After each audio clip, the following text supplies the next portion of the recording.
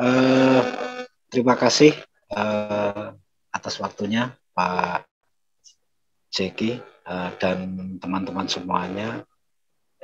Ini ada PowerPoint dan tugas mata kuliah model pemberdayaan masyarakat. Di kelompok kami ada saya, ada Pak Kunandar dan Bu Siti Nurul Fadilah. Tentang model pemberdayaan partisipatory action research. Mungkin terima kasih. Selamat siang semuanya. Assalamualaikum warahmatullahi wabarakatuh. Waalaikumsalam warahmatullahi wabarakatuh. Langsung saja, terima kasih atas waktunya Bapak Jeki. Waktu yang diberikan kepada kami, saya akan langsung menjelaskan tentang tugas yang sudah diberikan kepada kami, dan di kelompok kami ada 3 anggota, yaitu ada Pak Kunandar, Bu Siti Nurul Fadilah, dan saya sendiri Alfa Bahtiyar Afandi. Kami akan mencoba menjelaskan tentang model Participation Action Research atau PAR dalam pemberdayaan masyarakat. Pendekatan penelitian yang pertama yaitu PAR, Participation Action Research, adalah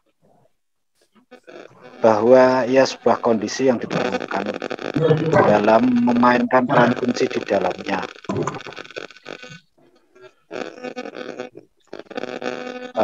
PAR adalah Participatory Action Research, adalah partisipatif dalam arti bahwa PAR ini bahwa ia sebuah kondisi yang diperlukan di mana orang memainkan peran kunci di dalamnya dan memiliki informasi yang relevan tentang sistem sosial yang tengah berada di bawah pengkajian, dan bahwa mereka berpartisipasi dalam rancangan dan implementasi rencana aksi itu didasarkan pada hasil penelitian. PAR atau Participatory Action Research ini juga ada paradigmanya.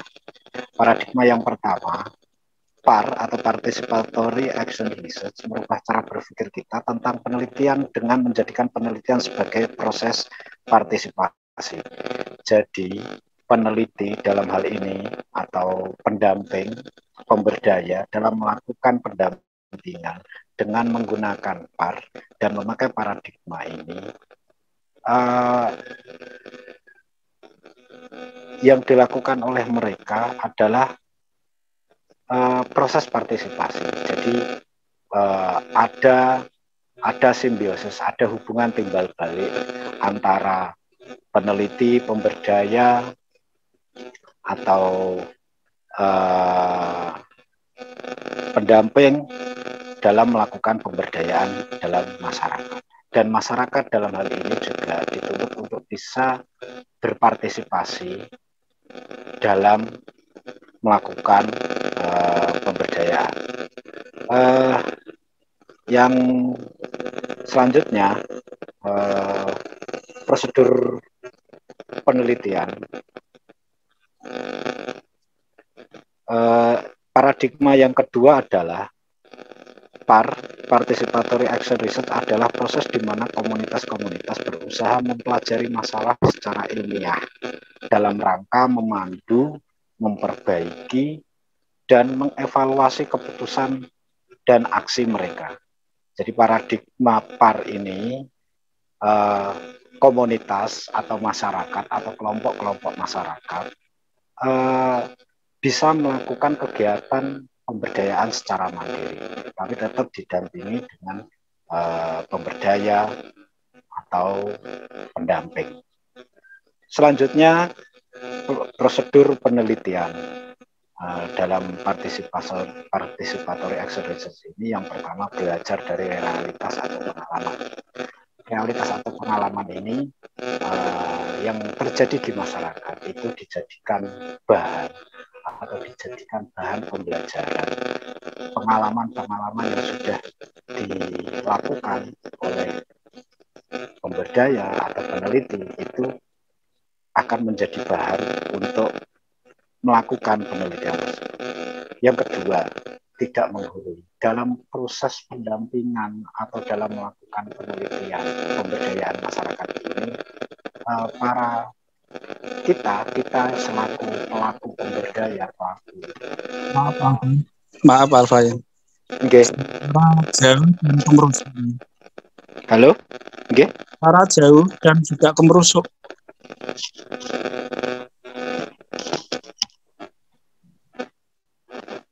Sudah jelas, Pak? Halo, cek. Sudah. Yeah. Jelas masalah Pak, jelas.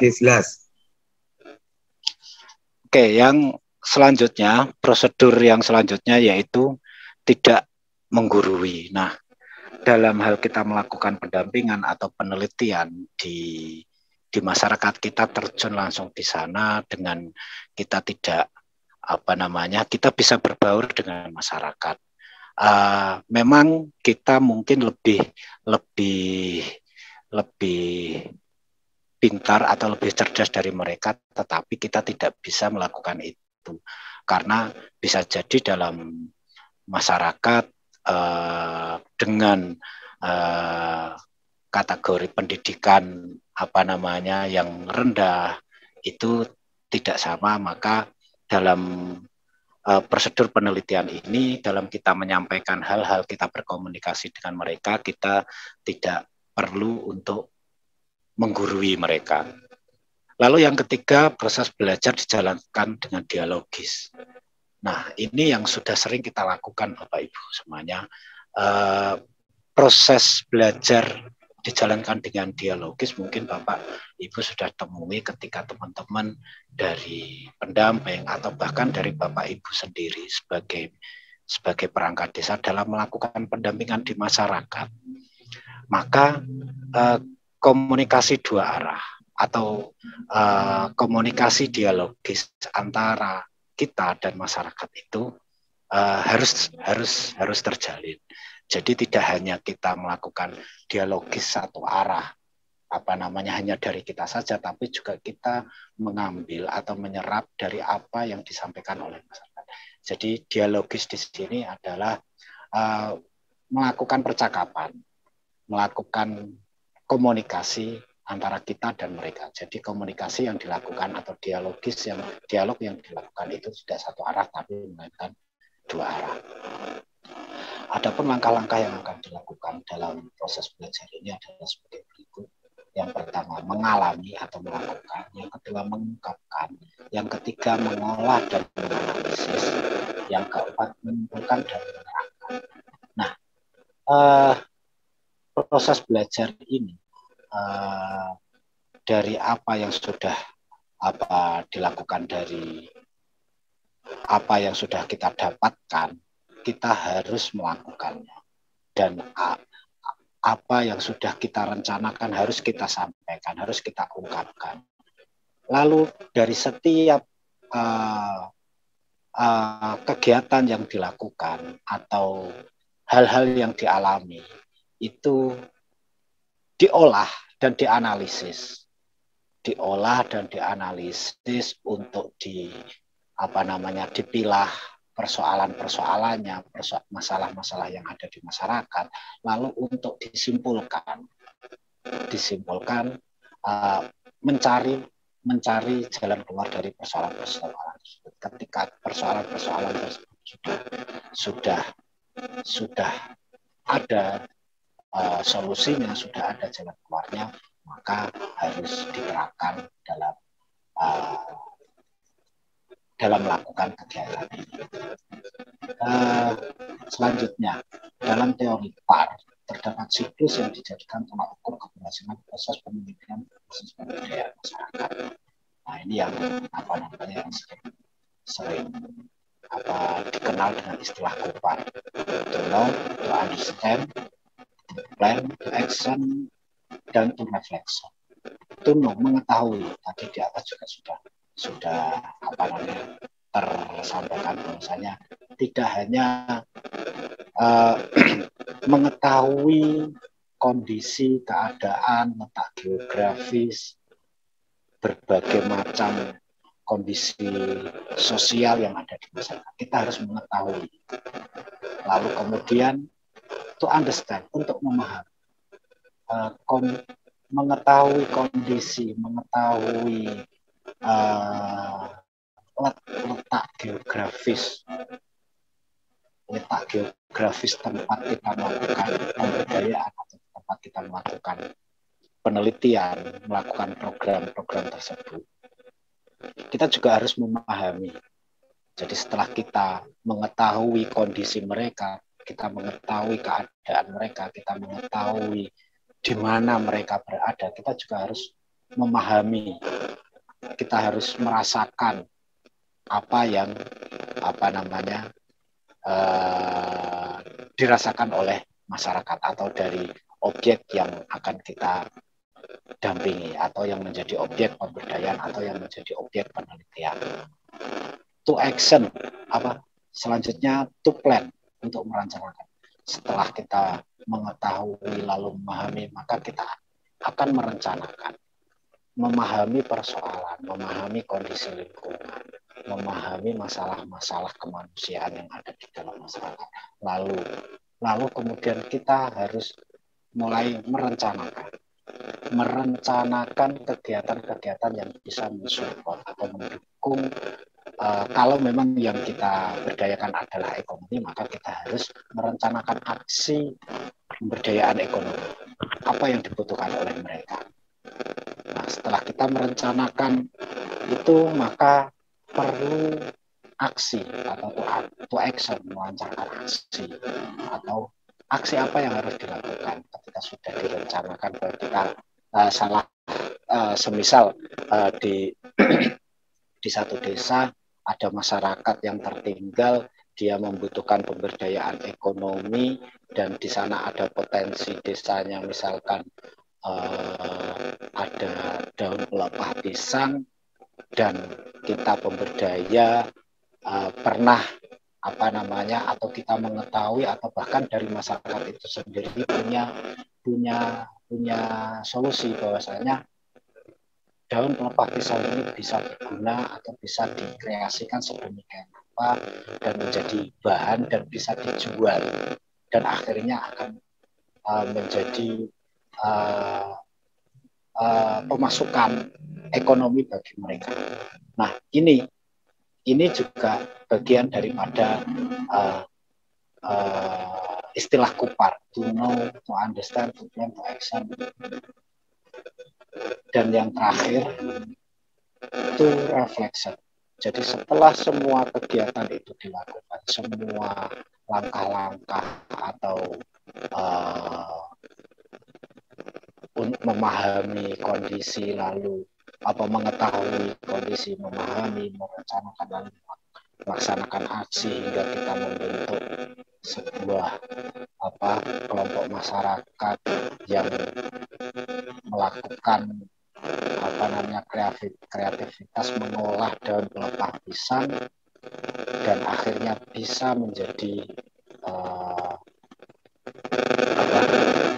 menjadi bahan, menjadi pemasukan untuk meningkatkan taraf hidup, meningkatkan. Suaranya kok nggak jelas ya Pak? Krek. Cek. Belum jelas Pak? Halo? Jelas Pak, tapi kadang terus krek lagi Pak. Terus krek lagi Pak? Suaranya kecil Pak Alfa. Apakah berdekatan ya? Ada yang dalam satu lokasi ya? Nggak ada Pak, saya sendirian ini Pak. Iya, krek ya.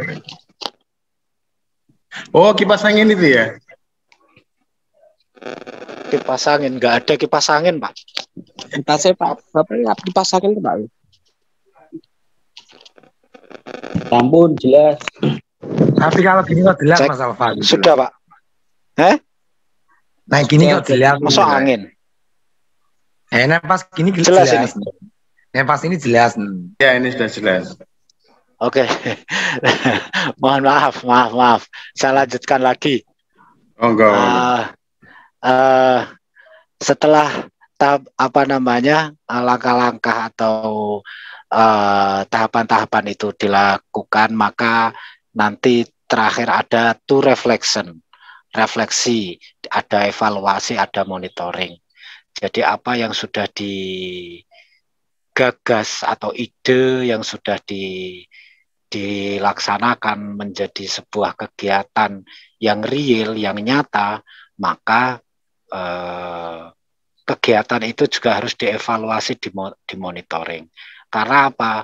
Ketika kegiatan atau program pemberdayaan itu dilakukan dan itu tidak berkelanjutan, maka bisa jadi program pemberdayaan ini juga tidak berhasil. Nah, itu ada diagram siklusnya, jadi tahapan-tahapan yang harus dilakukan dalam melakukan participatory action research. Selanjutnya teknis pelaksanaan penelitian. Pemetaan awal ini juga tadi juga sudah tersampaikan di dalam Kupar ini sudah masuk di dalamnya.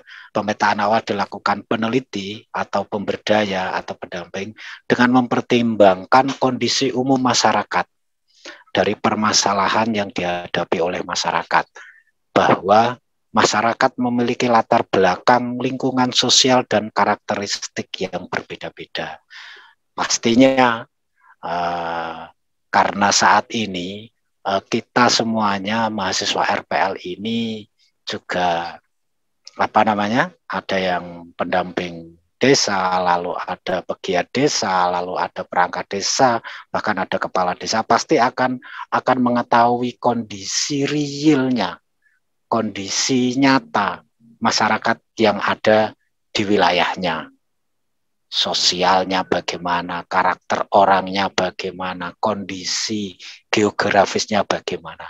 Nah, ini yang harusnya bisa dipakai atau diserap oleh para pelaku program pemberdayaan atau peneliti untuk bisa merumuskan suatu ide atau gagasan dengan partisipasi masyarakat. Evaluasi. Orientasi proses evaluasi dalam riset aksi partisipatif menekankan pada penjabaran proses dari aksi pemberdayaan tersebut. Dalam tahap evaluasi, peneliti bersama masyarakat berpandangan tentang bagaimana upaya pemberdayaan yang telah dilakukan. Tidak tiba-tiba berhenti di tengah jalan dengan alasan-alasan tertentu, baik karena pihak lain maupun masalah-masalah dari pihak internal sendiri. Maka dibutuhkan adanya lokal leader, pemimpin lokal, dan komitmen bersama guna memonitoring dan meluaskan skala jaringan dalam pelaksanaan program pemberdayaan jangka panjang. Nah, ini kalau bisa saya gambarkan, desa itu program-program yang saat ini sudah ada di desa itu juga bagian dari program pemberdayaan jangka panjang, khususnya program-program yang dibiayai dari dana desa. Salah satu contoh kegiatan pemberdayaan masyarakat desa dengan menggunakan dana desa yaitu yang saat ini sedang gencar-gencarnya digaungkan oleh Kementerian Desa, yaitu tentang BUMDes, Badan Usaha Milik Desa. Bahkan dari dana desa ini diperbolehkan dana desa untuk penyertaan modal di badan usaha milik desa tersebut. Nah, ketika BUMDes itu dibentuk atau desa membentuk BUMDes, maka juga sebelumnya juga harus merencanakan, membuat tahapan-tahapan apa yang dibutuhkan BUMDes tersebut, unit usaha apa yang dibutuhkan BUMDes tersebut untuk bisa meningkatkan perekonomian masyarakat yang ada di desanya. Selanjutnya metodologi penelitian aksi partisipatif.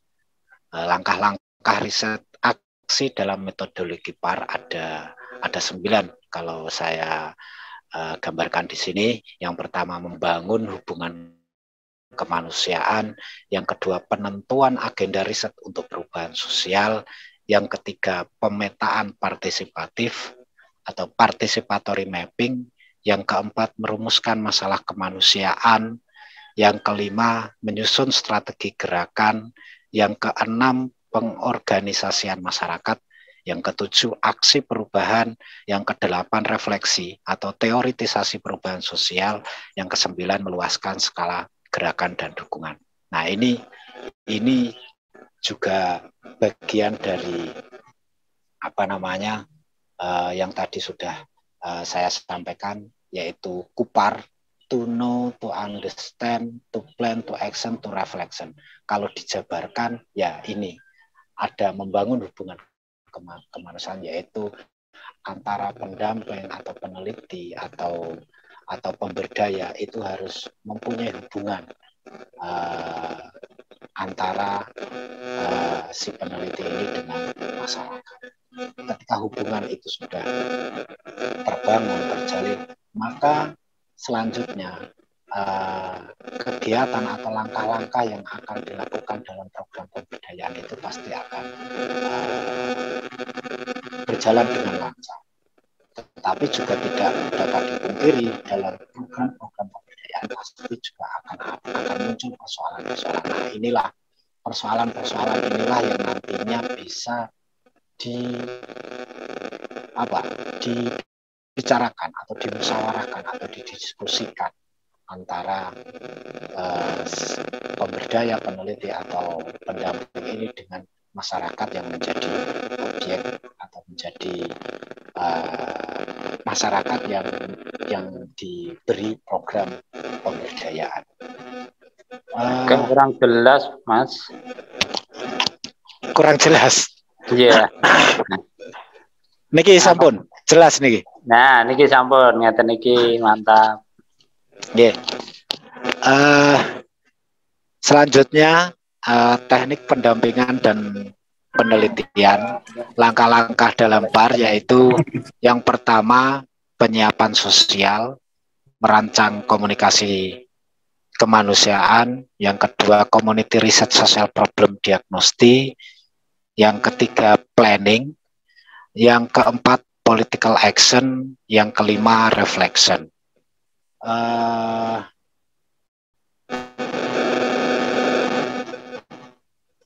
Dari beberapa hal yang sudah saya sampaikan, mungkin dari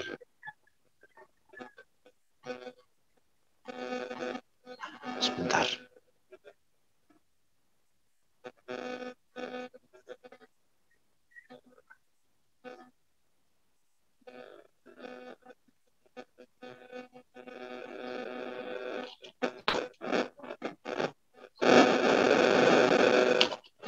Saya hanya pakai headset, Pak.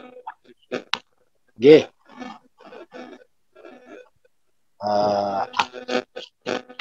Saya ada istilah di langkah-langkah PAR yang community research social problem diagnostik. Jadi saya ingin menjelaskan ini. Community research social problem diagnostik yaitu menganalisis masalah yang ada di masyarakat. Dengan mengetahui dan memahami keseharian masyarakat, maka pendamping dapat mengidentifikasi masalah. Selain itu, pendamping juga melakukan FGD atau Forum Group Discussion bersama masyarakat untuk mengetahui dan memahami permasalahan yang ada. Nah, ini menganalisis masalah yang ada di masyarakat dengan FGD. Nah, ini yang sering yang harus kita lakukan dalam kita menganalisis persoalan-persoalan yang ada di masyarakat. FGD itu juga harus dilakukan bersama komunitas atau kelompok masyarakat. Dan saat ini di desa kelompok-kelompok masyarakat juga sudah terbentuk, ada kelompok tani, lalu ada Karang Taruna, ada PKK. Nah, ini adalah sasaran-sasaran program yang nantinya sasaran-sasaran program pemberdayaan yang nantinya bisa dilakukan. Jadi kita sudah mempunyai sasaran program, lokasinya sudah ada, yaitu di desa kita sendiri. Siapa sasarannya? Ada kelompok tani, ada kelompok pemuda, ada kelompok wanita. Kita kumpulkan kelompok-kelompok ini, kita ajak diskusi, kita buatkan forum FGD, forum group discussion, untuk saling berdialog atau untuk saling menceritakan kita ambil apa yang menjadi persoalan-persoalan mereka.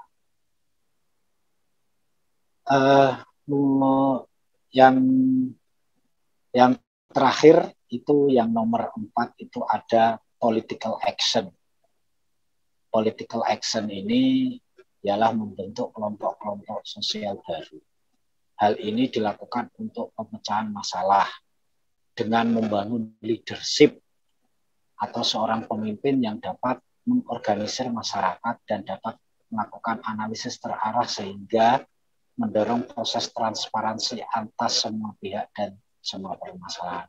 Kegiatan ini dilakukan bersama partisipasi masyarakat. Aksi yang dilakukan ini menjawab harapan-harapan masyarakat.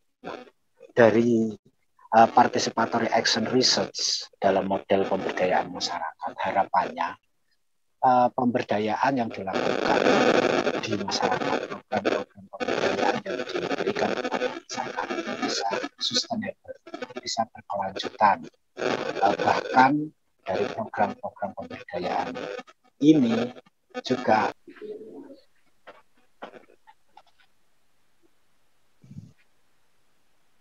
bentar ya, Pak, buka kerpeanku Pak. Iya Pak, nggak apa-apa Pak. Enggak, yang pasti tidak menggurui di sini bahwasanya tidak ada level atau tidak ada strata yang lebih tinggi di antara kita dengan masyarakat yang akan kita kita berdayakan. Jadi tidak menggurui di sini apabila mungkin dalam kita melakukan forum grup diskusi atau kita melakukan dialog atau kita melakukan musyawarah dengan kelompok-kelompok masyarakat, mungkin kita tidak banyak berbicara, tetapi kita lebih banyak mendengarkan. Kita belajar bareng. Jadi tidak semata-mata karena memang kita nek bahasane Pak Kunandar itu kita kaum intelektual. Tidak seperti itu. Karena banyak masyarakat mungkin lebih ada di bawah kita, mungkin dalam pendidikan, dalam pengertian tentang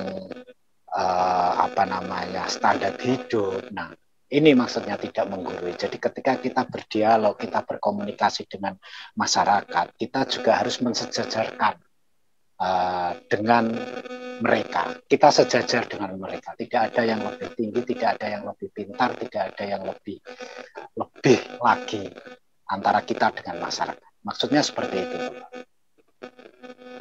Atau mungkin kurang jelas? Bagaimana Bapak? Sampun jelas Pak, makasih. Nggih, sami-sami. Nah, sudah jelas. Atau mungkin ada yang lain yang ingin bertanya atau ingin yang menanggapi atau ingin memberi masukan. Monggo. Sekaligus kita mengingatkan untuk tugas minggu depan kelompoknya Bujor ini Pak Sardianto, Pak Suyuti, Pak Nyamin, Bu Siti Aminah. Itu nama-nama yang sudah ditulis oleh Pak Jadi berkaitan dengan tugas minggu depan. Oke, monggo Bapak Ibu ada yang ingin menambahi atau ingin bertanya untuk hal-hal yang sudah disampaikan oleh Pak Alfa Bakhtiar, atau mungkin Pak Ketua Kunandar ingin menambahi presentasinya yang disampaikan oleh Pak Alfa Bakhtiar selaku kelompok jenengan. Ya cukup Mas Panadi, cukup ya cukup. Biar teman-teman yang lain untuk menanggapi, kita juga bisa ya sharing lah seperti itu nanti, biar sama-sama itu kita tahu bagaimana makna arti dari mata kuliah kita ini Mas Panadi. Monggo, monggo. Yang lain Mas Panadi, monggo. Ya, monggo Bapak Ibu yang lain.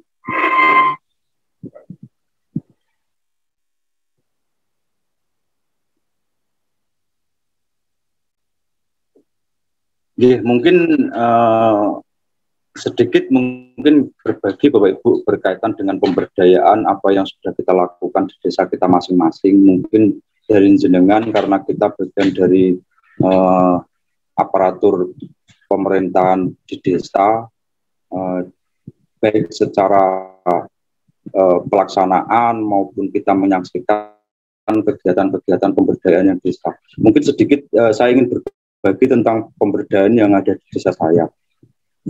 Berkaitan dengan apa yang kemarin disampaikan oleh Pak Zaki, ada beberapa hal berkaitan dengan pemberdayaan. Apakah pemberdayaan itu punya output yang benar-benar positif atau yang bisa dikatakan memberdayakan, atau memang sifatnya hanya sekedar pembangunan, atau memang hanya sekedar program karena itu secara penganggaran kalau kita di desa, baik itu yang bersumber dari ADD maupun dari DD.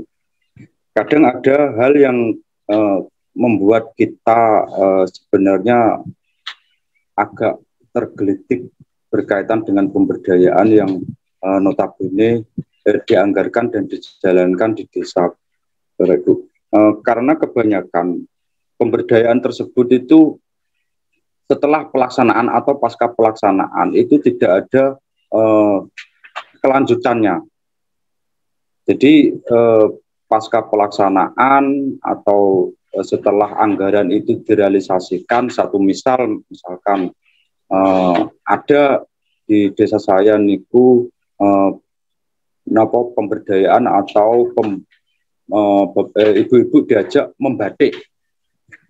Nah, karena membatik itu sifatnya materialnya itu juga susah didapat, atau mungkin karena secara teknis harus punya skill, jadi pasca pelaksanaan itu tidak ada kelanjutannya. Artinya anggaran yang sudah dianggarkan itu tidak punya output yang positif. Jadi mungkin saya pernah berpikir artinya alangkah baiknya jika pemberdayaan itu melibatkan lembaga lain yang notabene punya sertifikasi jelas, pendampingan baik sebelum pelaksanaan, setelah pelaksanaan, dan pasca pelaksanaan. Artinya ada pendampingan. Tidak semacam kegiatan yang di desa manakala itu sudah dianggarkan, dilaksanakan, setelah dilaksanakan rata-rata tidak ada kontrol atau tidak ada pendampingan berkelanjutan. Tidak ada cek juga bahwa orang-orang yang masuk di dalam kegiatan pemberdayaan tersebut melanjutkan atau tidak. Ya, ini lebih ke artinya berbagi atau curhat Bapak Ibu, atau mungkin di desa jenengan juga ada mengalami hal seperti di desa kita, atau mungkin lebih, jadi kita lebih mencari ilmu berkaitan dengan proses atau pelaksanaan pemberdayaan yang notabene dianggarkan oleh APBDes. Monggo Bapak Ibu Jika ada ingin yang menanggapi apa yang saya curhatkan atau mungkin yang disampaikan oleh Pak Alfa Bahtiar berkaitan dengan presentasinya Pak Alfa tadi, atau mungkin Pak Zaki, monggo arahan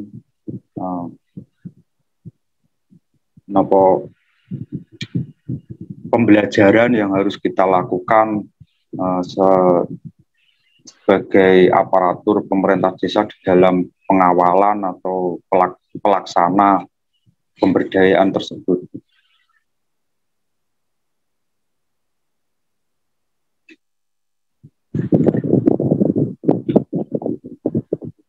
Suara saya jelas enggak, Bapak Ibu?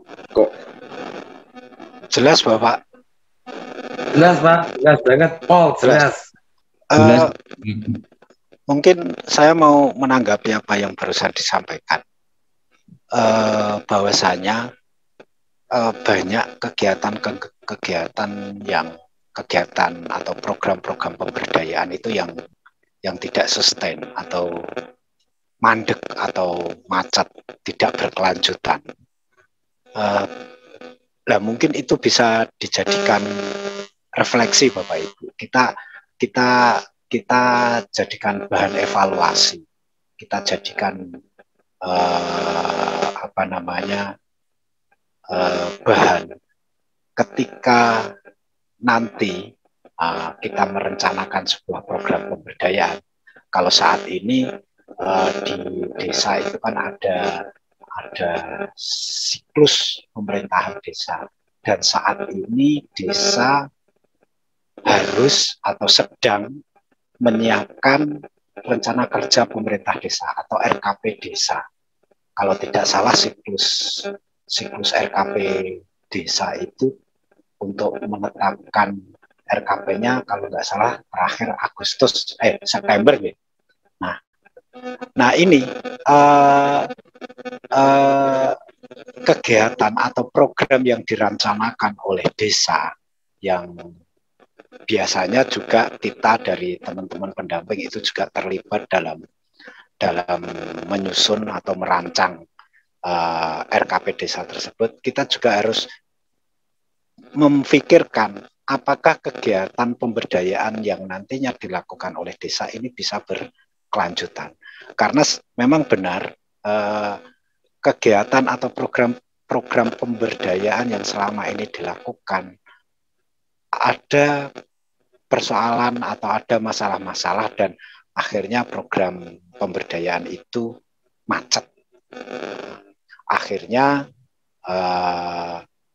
ketika program itu macet, maka yang dirugikan adalah desa itu sendiri atau yang berkepentingan, atau bahkan dari anggaran itu bisa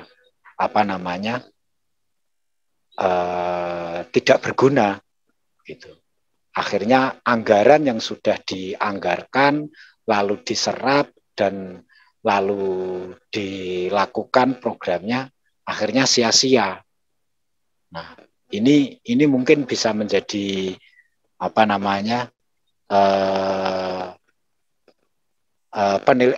bisa kita jadikan bahan evaluasi, bahwasanya kedepannya dalam kita merencanakan sebuah kegiatan program atau kita merencanakan program pemberdayaan itu harus memang benar-benar bisa berkelanjutan dan bisa bermanfaat khususnya dalam hal perekonomian masyarakat. Mungkin itu Pak yang ingin saya tambahkan. Terima kasih.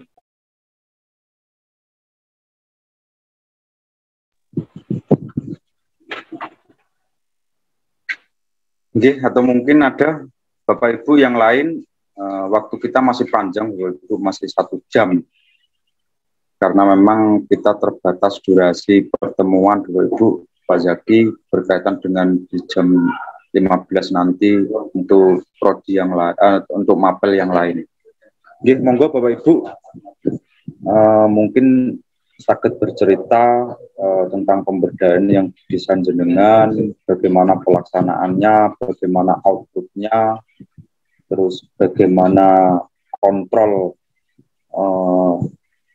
pelaksanaannya baik secara pasca maupun pra maupun pasca pelaksanaan, dan nanti penganggaran atau setelah pelaksanaan kegiatan tersebut.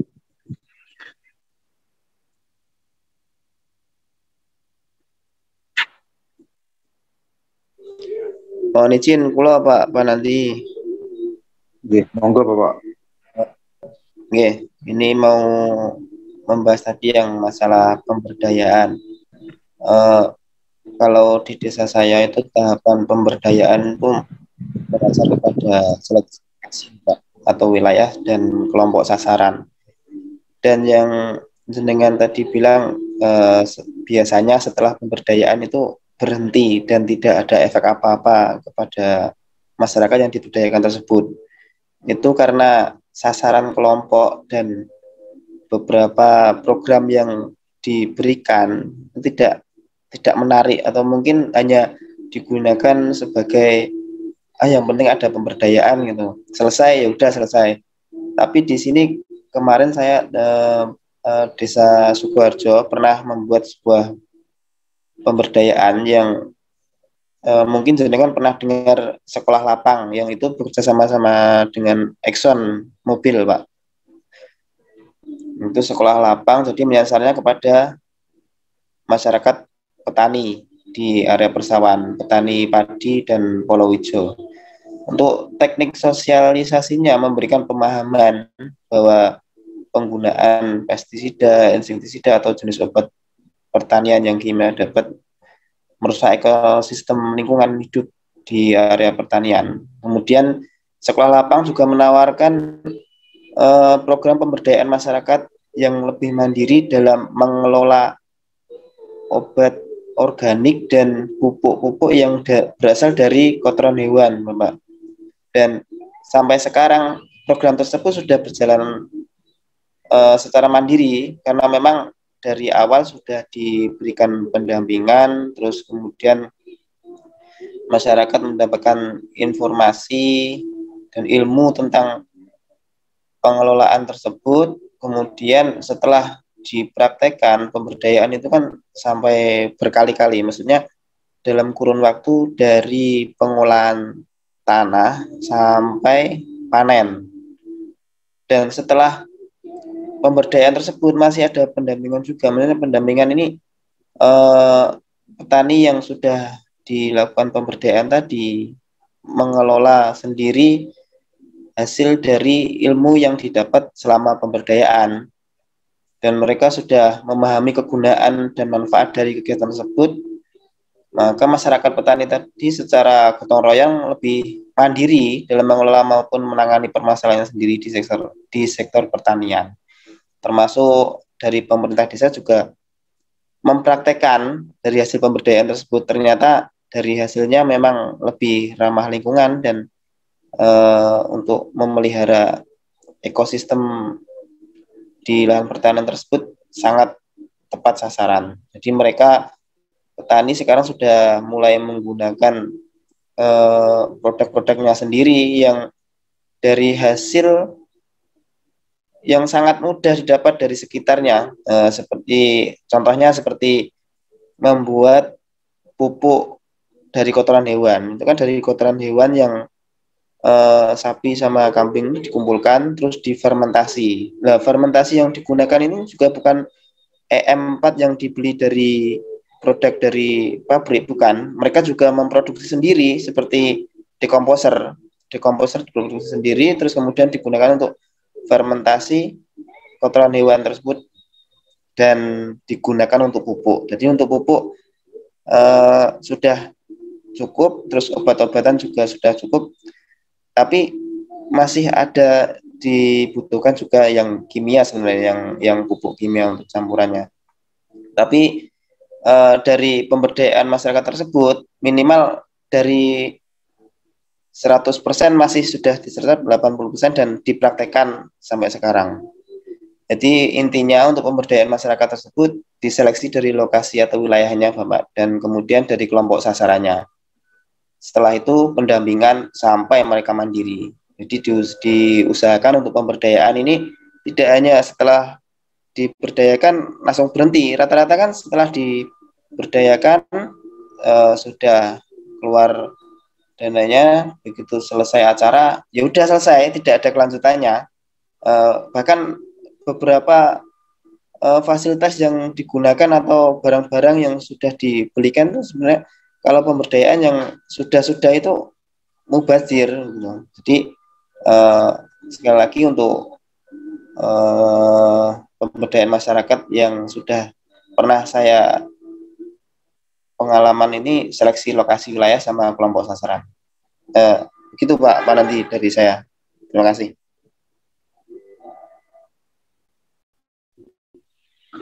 Terima kasih Pak Alisman.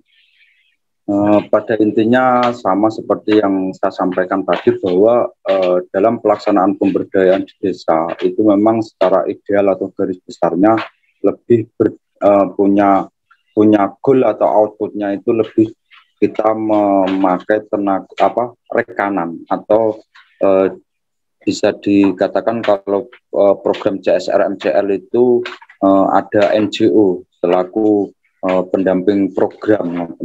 Jadi akan beda hasilnya manakala ada lembaga yang mempunyai sertifikasi atau memang lembaga pendamping pada saat pelaksanaan pemberdayaan tersebut daripada lebih ke pelaksanaan itu berbasis PPKD atau PPKD anggaran desa. Jadi memang hasilnya lebih ada jaminan pada saat kita menggunakan tenaga pendamping seperti Pak Alisman tadi sampaikan. Jadi memang Diringin Tunggal sendiri juga berkaitan dengan CSR atau program secara fisik maupun pemberdayaan dari Exxon Mobil yang Pak Alisman sampaikan juga bagian dari salah satu penerima CSR tersebut. Tapi lebih ke fisik. Pernah satu kali terjadi itu pada saat pemberdayaan yang sifatnya penanaman pohon. Tapi hasilnya juga sama, bahwa pasca penanaman juga tidak ada pendampingan karena NGO juga lebih melaksanakan program tersebut karena itu bagian dari kontrak. Pasca pelaksanaan juga tidak ada pendampingan, jadi pohon-pohon yang ditanam itu rata-rata memang tidak menghasilkan, bahkan bisa dibilang mati semua. Monggo yang lain Bapak Ibu bisa menyampaikan pengalaman atau mungkin bisa berbagi. Mohon izin Pak Panandi. Izin Bapak. Oke, monggo. Intan niki. Mohon izin Bapak Panandi. Oke, silakan Pak Doni atau Pak Benu. Oke, monggo Pak Doni. Oke. Mohon izin Bapak Jeki terkait ini. Oke. Terkait dengan pemberdayaan Bapak. Mungkin tugas saya di desa ini terkait dengan pemberdayaan amatlah kurang Bapak, karena terkendala kebijakan dari atasan kepala desa. Terkait dengan modul pemberdayaan, pengalaman saya mungkin ini agak melenceng Bapak, terkait dengan penelitian Bapak. Mohon izin Bapak, terkait dengan pelaksanaan penelitian saya kemarin itu mencari informasi terkait dengan penelitian mekanisme jual beli pupuk Bapak, pupuk bersubsidi di desa saya. Kendala yang saya alami ini cenderung ke informasi Bapak, ke informasi mungkin dari Bapak atau Ibu, dari Pak Jeki ada saran, masukan bagaimana langkah saya untuk mendapatkan informasi-informasi tersebut. Karena setiap saya mencari informasi niku pastilah orang niku bertanya-tanya Bapak. Ana opo yo kok perangkat kok takoke kok ngene-ngene ngoten Bapak Ibu. Oke, mohon izin. Maaf Bapak. Jadi terima kasih. Assalamualaikum warahmatullahi wabarakatuh. Waalaikumsalam warahmatullahi wabarakatuh. Terima kasih Bapak dari Pak Doni. Oke. Ada yang memberikan tanggapan? Ya. Mohon izin Bapak. Pak Tri. Ya. Terkait dengan pupuk niku lebih baik itu koordinasi dengan kelompok pertama, kelompok yang diikuti kelompok tani, yang kedua ke kios pupuk, yang ketiga PPL pertanian di kecamatan. Itu petunjuk saking kula. Terima kasih. Itu sudah jawaban dari Pak Tri. Mohon izin Bapak menambahkan. Oke, monggo Pak Imam. Gini, untuk terkait pupuk, benar apa yang dikatakan tadi, tapi kebanyakan ini cerita di desa saya dulu. Pupuk itu memang di kios, setelah di kios di rumah-rumah perangkat tertentu dulu. Ya, yang ternyata dari desa itu merombak bagaimana caranya pupuk itu bisa ke kelompok masing-masing. Nah, alhamdulillah sekarang barang itu bisa di kelompok masing-masing, tidak ada satupun perangkat yang memegang pupuk atau kelompok tersebut. Karena di situ ada peraturan yang perangkat itu tidak boleh menjadi ketua kelompok atau yang dikatakan dalam kelompok tersebut. Itu bahkan sampai terjadi mohon maaf, familinya sendiri itu sampai bertengkar gara-gara satunya kios, satunya perangkat. Nah, perangkat itu ingin merombak kelompok itu menjadi milik kelompok, benar-benar kelompok tani, bukan perangkat yang memegang. Gitu. Jadi sampai ada miskomunikasi terkait pupuk itu. Nah, alhamdulillah sekarang barang itu sudah di kelompok masing-masing. Betul yang dikatakan tadi, tetap pupuk itu dari kios, setelah itu ke kelompok tani. Gitu, terima kasih. Terima kasih Pak. Masalah distribusi pupuk kayaknya.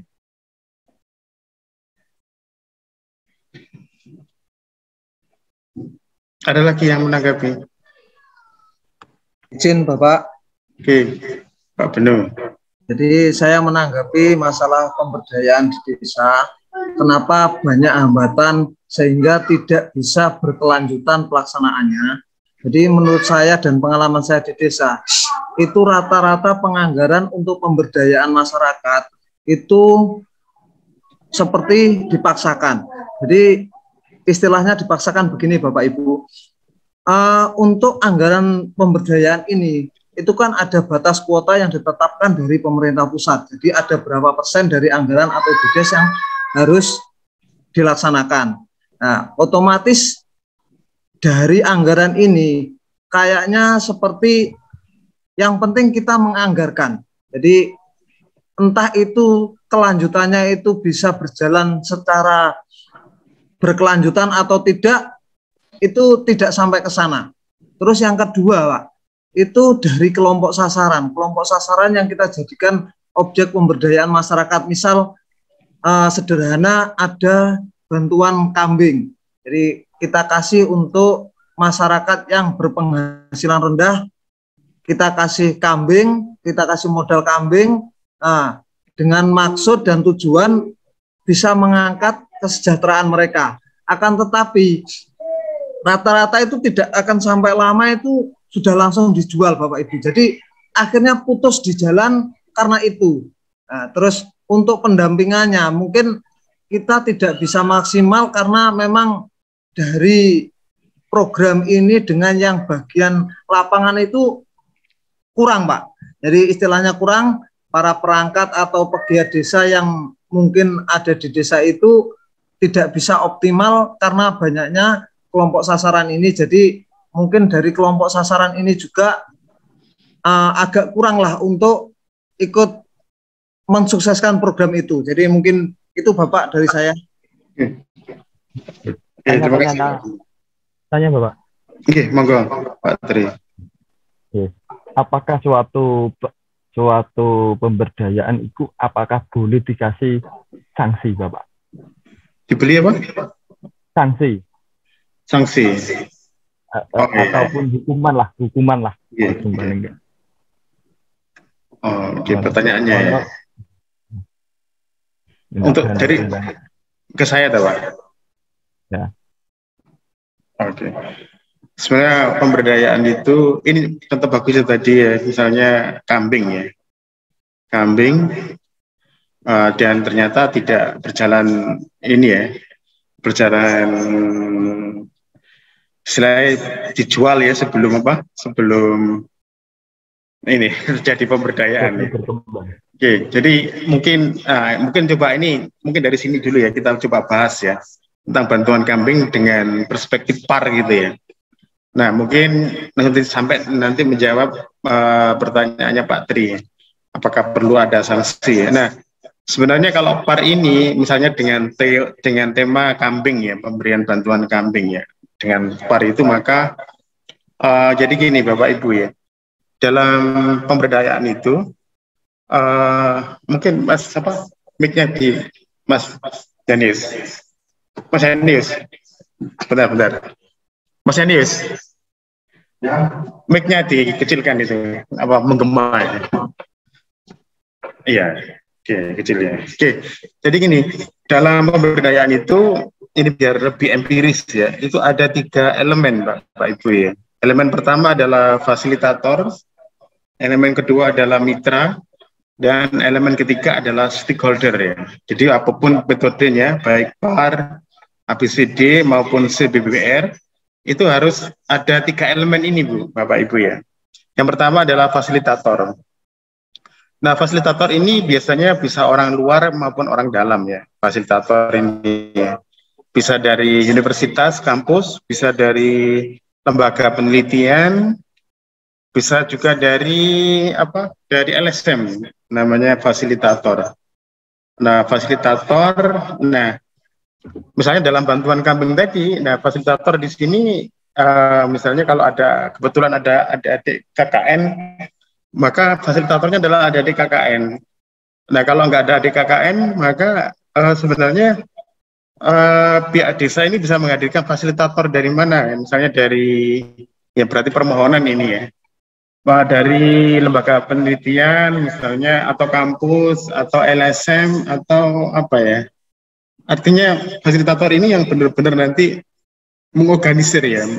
Nah, Bapak Ibu ini seperti yang tadi Pak Doni dan juga Pak Tri dan kawan-kawan ini adalah sebenarnya di sini fungsinya adalah stakeholder ya. Nah, stakeholder. Jadi pihak kepala desa, perangkatnya ini adalah stakeholder. Nah, untuk kelompok sasaran tadi sudah dijelaskan bahwa kelompok sasaran ini adalah mitra.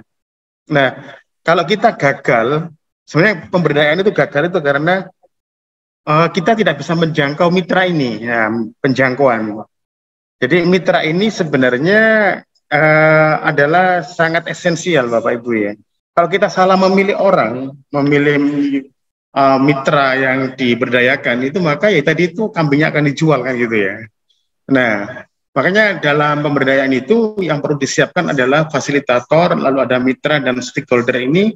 Jangan cepat-cepat menunjuk orang, misalnya menunjuk mitra, misalnya Anda aja yang bawa kambing ini, jangan ya. Jadi itu misalnya kalau ada pemberdayaan itu perlu merancang program yang sangat serius ya. Jadi kalau sudah ada fasilitator, ada stakeholder, itu minimal yang kayaknya pemberdayaan itu baru bisa dilakukan kalau ada 2 ini ya, ada fasilitator dan ada stakeholder. Nah, untuk mitra itu belakangan Bapak Ibu ya, belakangan. Karena apa? Itu adalah target tadi Bapak Ibu menyatakan itu kelompok target ya. Nah, misalnya gini, di desa ini nanti akan ada bantuan kambing dari dari CSR atau dari pemerintah juga. Nah, yang penting di sini stakeholder ini adalah tadi teman-teman ini kebanyakan adalah stakeholder ya. Nah, teman-teman stakeholder ini harus mencari fasilitator, karena fasilitator bisa datang sendiri, kalau nggak ada harus mendatangkan, kan gitu ya fasilitator ini ya. Nah, fasilitator ini boleh juga orang dalam sebenarnya, misalnya orang-orang yang sedang kuliah atau orang aktivis-aktivis itu juga boleh, aktivis juga boleh. Nah itu, nah setelah itu harus direncanakan apa ya, fasilitator dengan stakeholder ini harus benar-benar merancang. Ini kambing ini kira-kira diberikan siapa? Tapi ngomong-ngomong, kita kok perlu spesifikasi kambing yang mana, kambing yang seperti apa yang cocok untuk kondisi kita ini kan gitu ya. Maksudnya ternak seperti apa? Nah, makanya di sini fasilitator ini berkomunikasi dengan stakeholder, lalu mencari mitra sambil memetakan, ada inkulturasi itu. Nah, kalau dalam PAR ini ada penelitian, Bapak Ibu ya, ada penelitian awal. Nah, makanya fasilitator dibantu dengan stakeholder mencoba untuk melakukan penelitian. Penelitian misalnya kira-kira pemetaan daerah secara lengkap, misalnya geografis, jumlah penduduk, aset-aset maupun modal sosial, modal budaya itu dipetakan semua. Nah, sambil pemetaan itu sambil mencari kira ini mitranya ini siapa ya. Nah, mendekati mitra 1, mitra 2, dekati terus. Ini namanya outreach, penjangkauan Bapak Ibu ya. Nah, kelemahan selama ini mitra ini kadang-kala ini ngawur mengambilnya itu ya, ngawur. Misalnya yang penting ini teman kita sendiri ya gitu ya. Atau yang sering ke balai desa kan gitu ya. Atau orang-orang yang yang selama ini kadang-kala populer, maksudnya dikenal stakeholder ya misalnya itu. Nah, padahal mitra ini sangat menentukan, karena mitra ini harus yang benar-benar orang yang punya kepentingan untuk mengembangkan kambingnya itu. Dalam arti kepentingan untuk supaya ekonomi dan penghasilannya itu meningkat. Nah, ini bisa 2 bulan, bisa 1 bulan untuk mencari mitra ini Bapak Ibu ya. Tidak bisa terus disosialisasikan di balai desa gitu, misalnya diundang semua warga, siapa yang mau merawat kambingnya, itu nggak bisa itu Bapak Ibu ya. Harus, jadi pertama adalah pendekatan outreach, penjangkauan bahasanya itu. Yang dijangkau itu apa? Yang dijangkau itu juga stakeholder. Jadi biar tidak stakeholder ini kan banyak Bapak Ibu, tidak hanya Pak Tri, tidak hanya Pak Doni, tidak hanya yang bertanggung jawab di situ, tidak ya. Jadi semua itu adalah stakeholder, misalnya Pak Lurah, Pak Kepala Desa, perangkat desa, lalu tokoh yang kemarin kita mengatakan bahwa di Bojonegoro ini harus melibatkan tokoh masyarakat, sesepuh, atau tokoh agama, tokoh perempuan, itu semua adalah stakeholder ya. Ini harus dipetakan stakeholder ini. Nah, sehingga fasilitator ini pertama-tama harus melakukan penelitian menurut PAR itu. Nah, yang bersama stakeholder itu untuk menemukan mitra, lalu memetakan wilayah. Nah, itu diperlukan detail, bisa 2 bulan, bisa 3 bulan. Nah, sambil pemetaan itulah ketemu dengan mitra yang serius gitu misalnya. Misalnya kambingnya ini ada 20, kira-kira mitranya perlu berapa ya? Misalnya 1 orang dapat 2 gitu misalnya. Berarti ada 10 mitra itu ya.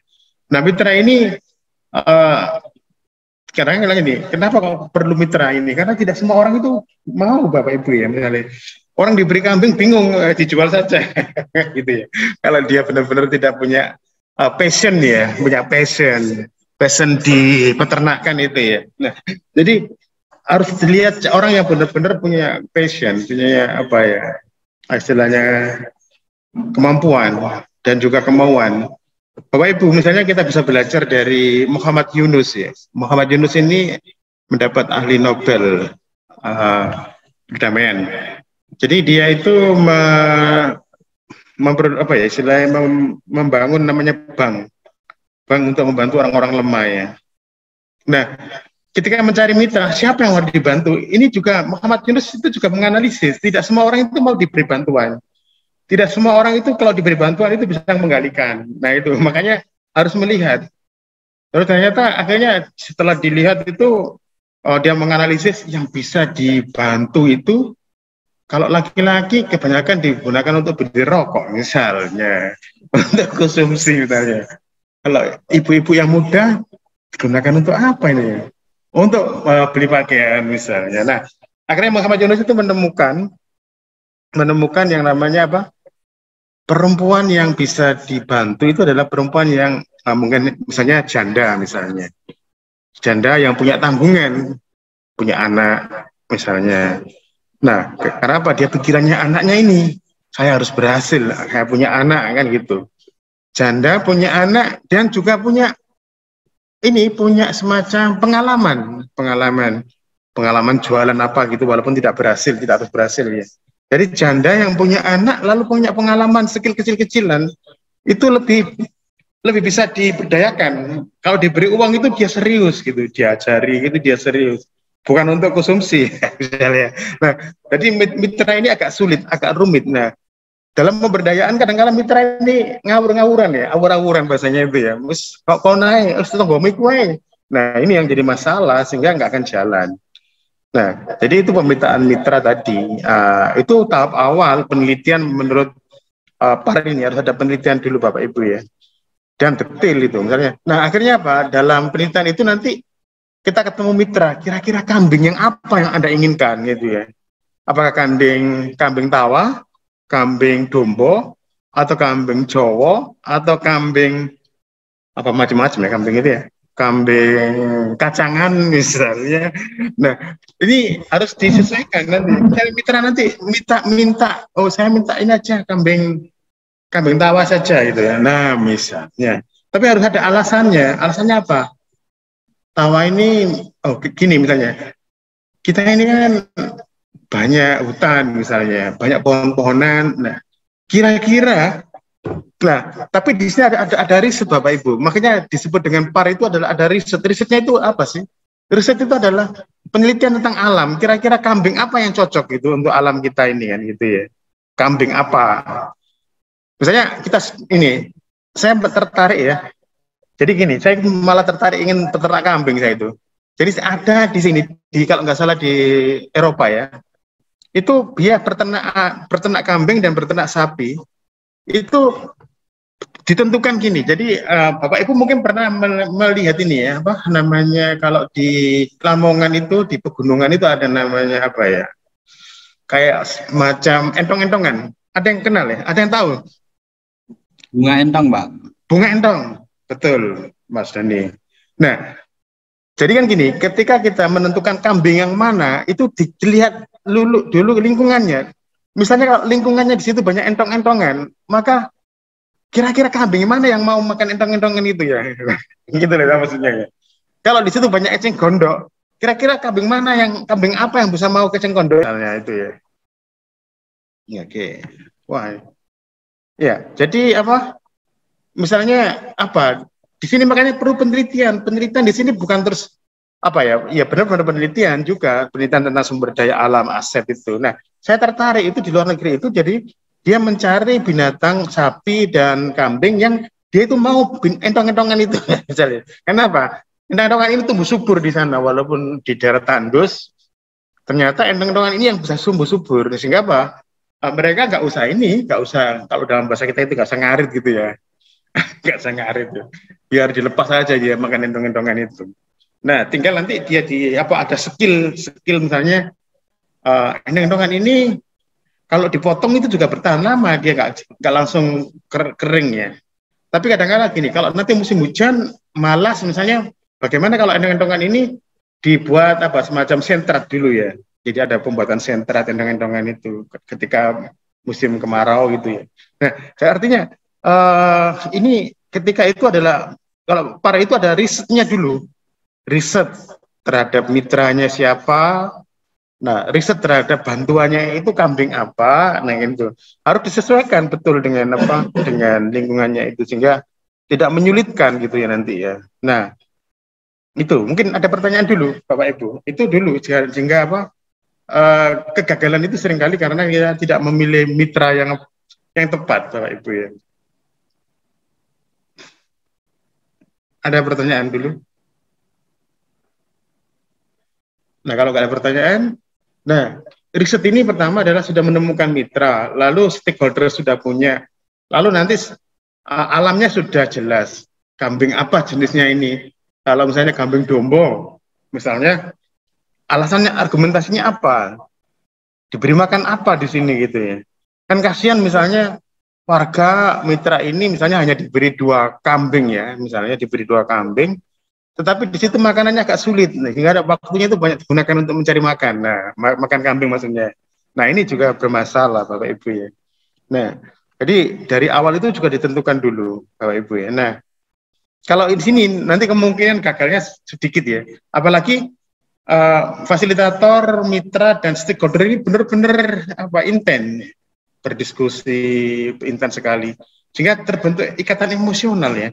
Tidak hanya sekedar ada kambing 5 diberikan lalu hilang lalu ditinggal gitu, tidak ya. Nah, memang pemberdayaan itu harus setiap hari, harus ada jadwal bagaimana mendiskusikan. Akhirnya orang itu iya suka enak kan gitu. Ternyata melihara kambing itu juga perlu ilmu kan gitu, perlu pengalaman, perlu ilmu, harus ada pengetahuannya, harus ada ilmunya. Nah, jadi di sini akhirnya kemungkinan gagalnya sangat sedikit Bapak Ibu. Kalaupun toh gagal nanti misalnya seperti yang dikatakan oleh Pak Tri tadi itu, orang itu sudah kena sanksi sosial sendiri. Oh, yang 5 kok, yang 4 kok berhasil, saya kok sendiri nggak berhasil ya. Ini kenapa ya? Itu sendiri. Jadi sanksi yang paling bagus itu sanksi sosial kan gitu ya. Sanksi sosial. Tapi saya kira kalau kita melibatkan mereka dari awal, dari merancang semua, menentukan kambing, saya kira kok malah kalau dia nggak berhasil itu akan mengalami semacam lebih sedih sendiri, mereka lebih sedih ya. Tanpa diberi sanksi saja sudah sedih sendiri. Kenapa kok saya nggak berhasil gitu ya? Padahal kami ini sudah mendatangkan fasilitator, ada workshop gitu ya. Jadi fasilitator tugasnya adalah menghasilkan orang-orang ahli ya, untuk workshop, untuk melatih kan gitu. Melatih misalnya mengeringkan makanan, mengeringkan rumput ini dengan fermentasi, didatangkan orang ahli. Apalagi, jadi artinya ketika bantuan kambing itu benar-benar dipikirkan, lalu dikembangkan benar-benar kalau dari para ini ya, mendatangkan orang-orang ahli dari peternakan, perikanan, peternakan gitu ya. Bahkan mungkin mendatangkan pakan ini, perusahaan pakan gitu ya, perusahaan pakan dari banyak di sini. Ada banyak pabrik besar itu, untuk diajari. Nanti juga mereka akan membantu makan, mungkin ketika mitra ini kesulitan pasti akan dibantu CSR mereka. Jadi pemberdayaan itu tadi ada pertanyaan juga, lalu dananya tidak cukup gitu. Kalau pemberdayaan itu Bapak Ibu memang dana itu perlu, tetapi sebenarnya dana ini tidak seperti yang dibayangkan. Ada anggaran seperti itu tidak, Bapak Ibu. Anggarannya mungkin ada lah dari desa atau dari pemerintah, tapi kecil ya. Nah, tapi yang penting itu bukan itu, Bapak Ibu. Stakeholder ini harus dikembangkan. Jadi nanti itu bantuan dari stakeholder, Bapak Ibu ya. Dari stakeholder lokal, atau juga dari stakeholder tidak lokal. Misalnya perusahaan-perusahaan itu juga stakeholder. Dia akan bantu, Bapak Ibu. Nah, jadi sebenarnya ketika pemberdayaan ini dirancang dengan benar-benar, orang itu juga akan care, akan peduli lingkungannya itu. Wah, ternyata pemberdayaan seperti ini, warga juga akan membantu. Saya akan berusaha membantu. Apa Pak? Anda butuh apa Pak? Saya di rumah saya, di sawah saya itu ada suket misalnya, silakan diambil misalnya. Ada yang memberikan suket, ada yang memberikan akses. Pak, saya ada ini Pak, misalnya bekas apa misalnya? Bekas ini, misalnya itu janggal jagung.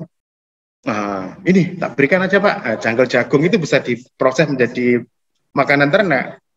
Jadi warga itu nanti akan membantu dengan sendirinya Bapak Ibu ya. Yang apa yang dipunyai, misalnya tempe bosok ya, tempe bosok.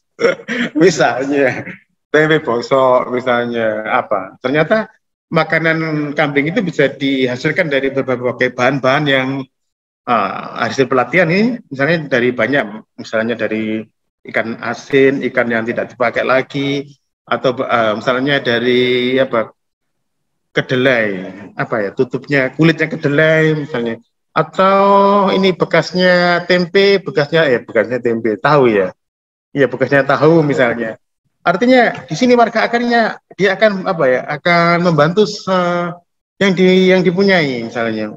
Di situ ada misalnya orang-orang yang dermawan, dia akan membantu. Jadi pemetaan orang dermawan juga perlu Bapak Ibu. Jadi jangan berpikiran bahwa ini anggarannya kecil, tidak ya. kita itu berpikirnya ini ada masyarakat di desa, lalu ada stakeholder di luar juga, ada perusahaan, kan gitu ya.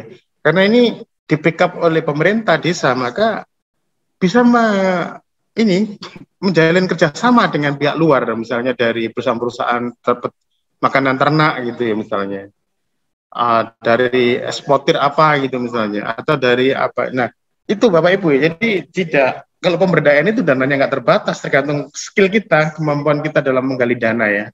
Nah itu tugasnya fasilitator bersama stakeholder kan gitu ya. Nah misalnya mereka bisa membuat iklan Bapak Ibu ya, misalnya menggunakan TikTok gitu ya, antara fasilitator dengan stakeholder dengan mitra ini membuat TikTok gitu ya. Tolong dibantu peternakan kami misalnya. Nanti akan donasi kan gitu. Donasi bisa dikirim ke sini kan itu. Jadi jangan berpikiran sempit ya kalau dalam pemberdayaan itu. Pendanaan itu bisa melimpah ya. Dengan menggunakan iklan-iklan di media. Membuat cerita pendek gitu boleh juga. Cerita pendek tentang pemberdayaan, bantuan kambing itu. Cerita keberhasilan, cerita ketidakberhasilan itu akan mengundang simpati dari masyarakat kan itu ya. Lalu dipublikasikan di YouTube lalu atau di media sosial, artinya bukan mengemis Bapak Ibu, tetapi menginformasikan bahwa kami ada itu ya. Kami ada dan kami berusaha. Silakan kalau ada yang mau berperan, mau istilahnya berbagi. Itu Bapak Ibu. Jadi itu misalnya ada yang pertanyaan Bapak Ibu? Ada Bapak, saya Bapak. Yes. Silakan Pak Alfa. Ada satu lagi hal Pak yang kadang dalam proses pemberdayaan itu yang kadang program itu tidak berhasil. Komitmen Bapak. Komitmen. Jadi mungkin dari stakeholder, fasilitator dengan mitra. Nah, komitmen yang dibangun pertama kali mungkin dia dari stakeholder dan fasilitator atau NGO atau LSM itu oke. Tetapi di mitranya tidak oke. Nah, nanti kadang ada juga sebaliknya, mitranya oke, fasilitatornya oke, tidak oke. Jadi itu bagaimana atau langkah apa yang bisa kami lakukan dalam melakukan atau membuat komitmen yang kuat. Suaranya nggak tertangkap. Hilang suaramu Kang. Ya. Sudah dengar Pak? Oh ya, sekarang dengar Pak Alfa. Tentang komitmen ini, apa yang bisa dilakukan oleh kami pegiat desa, pendamping desa dan perangkat desa. Karena juga komitmen itu dibangun juga dari tiga elemen ini, dari NGO-nya juga, stakeholder-nya juga, dari mitranya juga.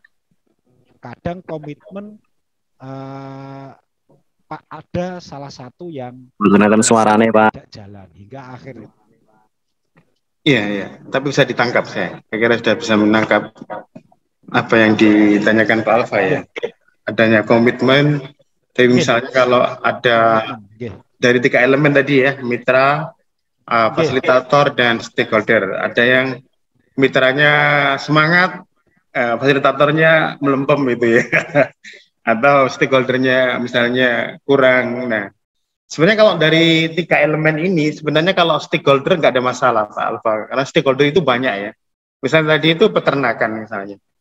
Peternakan jelas ada perangkat desa, ada kepala desa, ada perangkat desa. Semua elemen di desa itu pasti stakeholder. Misalnya tadi tokoh perempuan.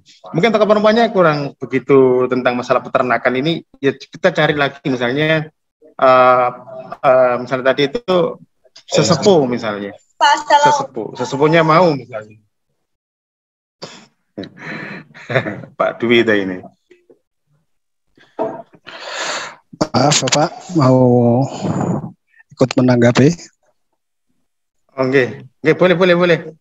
Silakan Pak Saifullah. Ya, terima kasih. Sebelumnya emang untuk pemberdayaan ini dilematis ya Pak. Dalam arti semua bidang pemberdayaan itu tujuannya untuk merubah mindset para subjek untuk berkehidupan lebih baik lagi. Tapi berbagai program yang dicanangkan oleh pemerintah, walaupun itu sudah disertai dengan pendampingan, tapi yang terjadi banyak kendala-kendala di lapangan. Dan di situ rata-rata keberlanjutannya, Bapak. Emang pemberdayaan itu bervariasi, ada sebagai penunjang dan ada pemberdayaan lewat pola pikir, dan di sini banyak sekali yang disumbang oleh pendanaan. Untuk pendanaan, maaf Pak,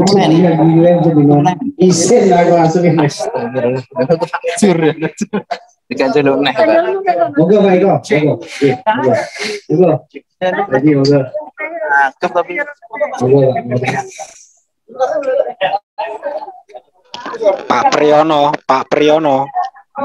Monggo Pak Undur. Pak Menteri monggo. Ayo Mas Eko. Ada kene